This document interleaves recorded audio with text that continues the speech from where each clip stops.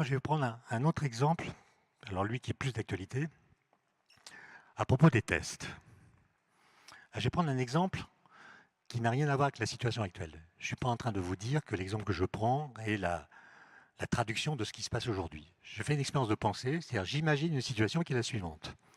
Je prends une nouvelle maladie qui vient toucher une population avec une prévalence, comme on dit, de 1 personne sur 1000. C'est-à-dire dans la population, sur 1000 personnes, il y en a une qui est malade. Les symptômes de cette maladie ne sont pas visibles, de sorte qu'on ne sait pas si une personne malade est malade ou pas. Donc il faut mettre au point un test. Les chercheurs travaillent, mettre au point un test. Et la fiabilité de ce test est de 95%. Alors je m'explique. Qu'est-ce que ça veut dire 95%?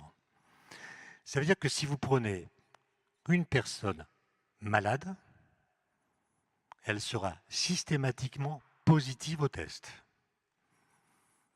En d'autres termes, il n'y a pas de faux négatifs. Il n'y a pas de gens négatifs au test qui soient malades. Tous les malades sont positifs au test. Par contre, si je prends 100 personnes non malades, il y en a 95 qui seront négatives au test, il y en a 5 qui seront positives au test. 5 sur 100. C'est ce qu'on appelle des faux positifs. D'accord? Ils sont positifs, on croit qu'ils sont malades et en fait, ils ne le sont pas. Ça, c'est les hypothèses que je donne à mon problème. Maintenant, je vous présente une personne qui est positive au test. Question, quelle est la probabilité qu'elle soit malade? Ben, si vous êtes un sondage autour de vous, les gens vont répondre 95%. C'est presque automatique. J'ai fait l'expérience, les gens répondent sans réfléchir. 95%. La bonne réponse, c'est 2%. 2%. C'est-à-dire que pour les paramètres que j'ai pris comme paramètres d'hypothèse, si vous avez une personne malade, positive dans ces conditions, il y a 98 chances sur 100 qu'elle ne soit pas malade. Ce qui est énorme. Autrement dit, le test ne sert à rien. Je dis ça pour tous ceux qui, au mois de mars, réclamaient des tests, des tests, des tests. Si les tests ne sont pas fiables, ils ne servent à rien. Okay? Ou même, ils peuvent avoir des effets négatifs. Alors, comment expliquer ce résultat? Je prends un échantillon de 1000 personnes dans cette population.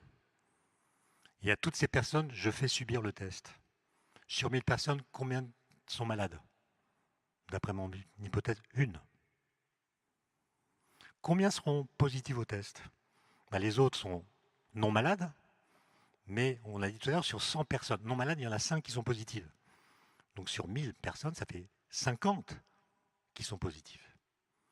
Donc si vous faites subir le test à toute la population, seront positives la personne malade, plus environ 50 personnes non malades. Donc vous aurez 51 personnes positives, alors qu'une seule d'entre elles est malade.